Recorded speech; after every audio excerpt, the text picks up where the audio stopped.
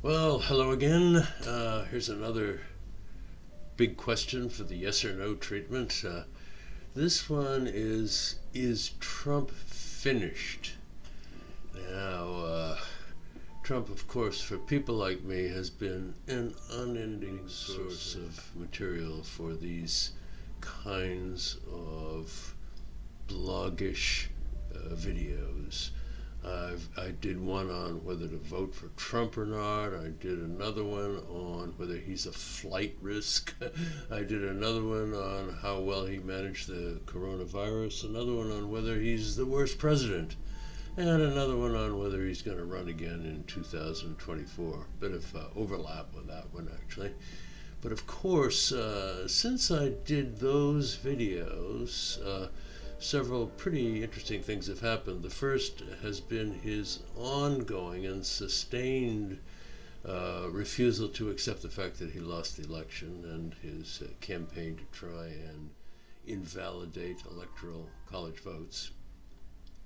And then secondly, and of course most dramatically and unforgettably, perhaps for the remaining history of the Republic, was the assault on the Capitol on January 6th, which he is alleged to have incited. And golly, there are people who say, listen, this is a great man. He's still destined for greatness. He's a strong leader. And of course, others are just appalled by his behavior. They say he's a criminal. And in any case, of course, the question is, how long can he last? Because he may be an indomitable, never say die sort of character, but the number of problems he has facing him, which I'll go through in not great detail, because there's so many of them. I would never have the time in a video like this to really deal with them all in any kind of great detail. But after he was acquitted in the Senate trial, he had this to say: "Our historic, patriotic, and beautiful movement to make America great has only just begun." Sounds, golly, sounds almost like a bit of a threat, but it's certainly a promise. Okay, well, there certainly are people on both sides of this question, as witnessed by the events before and after the November election of last year. So let's go into those who say, yes, he has finished. Yes, he has finished. So here's the yes group. Well, I guess at the very head of the list are his very severe legal problems. And let's start with those associated with the assault on the Capitol. There, of course, is an aftermath to his acquittal in the Senate. There are people who actually believe that acquitting him was not in the interests of the Republican Party, because it kind of egged on the further action against him to put this right. So, to begin with, a congressman, with the help of the NAACP, the National Association for Colored People, has launched a suit against him, a civil suit, so looking for damages, using a Civil War law that was used to go after the Ku Klux Klan. He's in good company on this one. And it seeks to blame him for the assault on the Capitol. And we must remember that civil suits have a lower kind of standard of proof than do criminal suits. And of course, very large damages associated with it. Second, the District of Columbia, the Attorney General of the District of Columbia, wherein, of course, the nation's capital is located, is investigating launching a criminal suit against him for inciting the riot and for being responsible for the damage that did to the Capitol, but also the enormous expense that it undertook to neutralize the rioters. Next, Nancy Pelosi, the Speaker of the House of Representatives, wants a formal commission to investigate the attack in the Capitol on the same order as that which looked into, well, the assassination of Kennedy and the attack in 9/11 on the Twin Towers. So this is really a big thing if they undertake this. And of course, the information and videos and so forth that came out during the trial in the Senate is only a starter for it. So that could be huge. So there's a lot of legal action pending against him for the actual assault on the Capitol. Next, there's the famous 1-hour telephone call with the election official in the state of Georgia, where Trump was trying to talk that official into, quote, finding votes to reverse the electoral college vote in the state of Georgia, which had gone in Biden's favor. And that is, by most standards, that's illegal as well, and so the state of Georgia is looking into that. Next, he is looking at 2 defamation lawsuits from 2 women that he allegedly attacked sexually and then defamed after their accusation of his bad behavior. In addition to which, there is the almost now legendary story of Stormy Daniels, to whom it has been confirmed, despite his denials during the election campaign in 2016, to whom he paid $130,000 in hush money, and that was clearly in violation of election law, federal election law. So the New York District Attorney is taking a look at that, and the civil courts are looking at the defamation lawsuits brought by the other 2 women. Next, his niece, Mary Trump, the one who wrote the excoriating book about the dysfunctional family that Trump came from and the kind of evil presence of Trump's father, Fred. She is now going to court to pursue a claim for her just inheritance, which she says she was cheated out of by Donald. So that's a good one. That'll keep us all entertained. In New York, Trump faces criminal investigation by the U.S. Justice Department. So this is at the federal level, over income tax fraud and fines over misrepresentation, which led him to getting substantial tax refunds, even after having paid practically no tax for quite a few of the previous years. And the state of New York is after him for fraud and misrepresentation on the valuation of assets in his property portfolio, both on the upside and the downside. Of course, he would inflate them for insurance purposes and to impress his lenders, especially Deutsche Bank, but deflate them in order to manage his tax obligations. So there is just an avalanche of legal problems coming at him. Not only will it be tremendously expensive for him to manage all of this, but the sheer ability to try to kind of keep track of all of this, it does require a level of intelligence, which, according to some, Trump simply does not possess.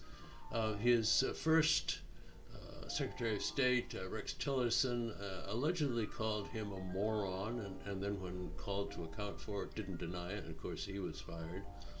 And one of his professors at the University of Pennsylvania said he's one of the dumbest students he ever had, and we all know these stories about him tuning out during his briefings and everything. So he's able to get away with stupidity and low IQ as president, simply because there's plenty of smart people there to kind of cover the bases for him and allow him really to sit around watching television and tweeting.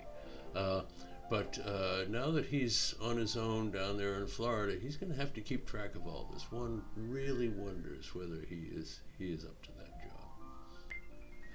job. Next, he has big problems with his business empire. First of all, a lot of people have bailed out on him, corporate links and alliances and sponsors and so forth, appalled at what happened at the Capitol, have withdrawn their support for him. His businesses with the golf courses that he owns are in decline, first of all, because of the coronavirus. But secondly, there's a lot of people that just don't want to have anything to do with him just because of his behavior. And they were perfectly happy, of course, when he was president, to say, oh, I'm a member of Donald's Club or whatever. But now that that's no longer the case, he's becoming something of a pariah. And then finally, there is the matter of his health. He doesn't really look very good to me, I must say. And we are now finding out that when he was in the hospital, at Walter Reed Hospital, with his coronavirus treatment, that he was a lot sicker than has been admitted. He had a kind of a toady doctor who kept reporting to the public, and with hindsight was definitely underplaying the severity of the situation, which in itself is almost criminal, because the public really has a right to know about the health of their president. And of course, we have these kind of long COVID effects that we're beginning to understand, and I must say Trump could be easily one of those. So, for him to survive all of this stuff, he may even go to jail. I mean, mind you, he would regard that as some sort of triumph that he could tweet about. But with all of the problems he has, the legal problems, the financial pressures that are on him, the loans that he has coming due, I didn't even mention those, but there are certainly a lot of those.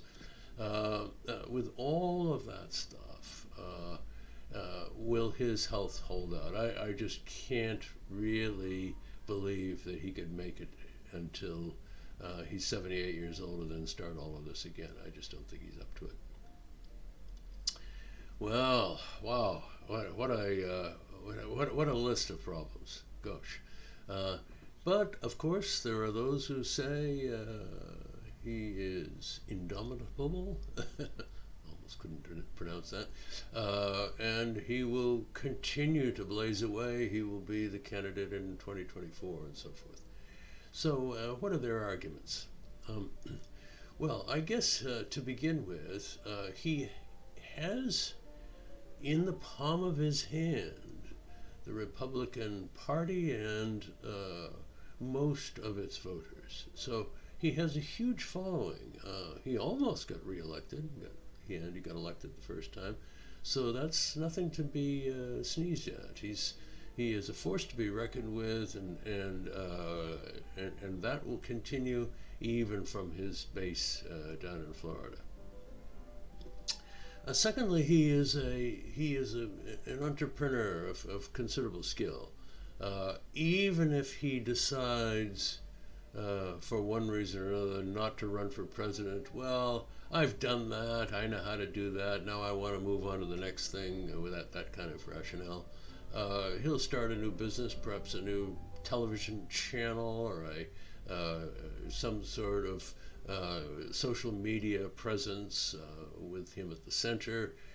First of all, to strike back at those that he feels betrayed them, but secondly, because he feels very comfortable in the social media, and he probably views that as an obvious place for him to continue to exert influence over the whole planet. So I think that's likely to happen. And then next, Trump's position is considerably buttressed by his judicial appointments. He's appointed 3 justices to the Supreme Court and quite a few federal judges. So he has a kind of a buttressing behind him for any of his various schemes and plans. Now, whether or not they will not necessarily support him in whatever he's doing, that's an open question. But nonetheless, he has all of that. And next, he's also got considerable support from the conservative religious community, and he has taken a number of initiatives on the usual issues and supported the religious right on them. I don't want to go into all of those. It's too much. Just too much to deal with. But nonetheless, he has that kind of support, and they are forces to be reckoned with. So that's a considerable strength, which will last him for a long time. And then finally, one must say that Trump, you got to admit, he never gives up. And that is certainly a factor in anybody's game plan to not only to survive but to thrive. So, is he finished? Of course, he's not finished. He will continue to do whatever he wants to do, and he'll be successful at it. Well, my take. Well, much as I'd like to see Trump disappear forever, he is a sort of individual you can never count him out. He will continue to seek the limelight. He will continue to seek public attention and adulation, I think, until he draws his last breath. And, never underestimate the power of manic narcissism. Well, there you go. Hope you like that. Some of you will hate it, others will love it. But in any case, please give me a comment, subscribe, give me a like, etc., etc. And I'll see you at the next one. Maybe even another one on Trump. Okay, thanks a lot. Bye-bye.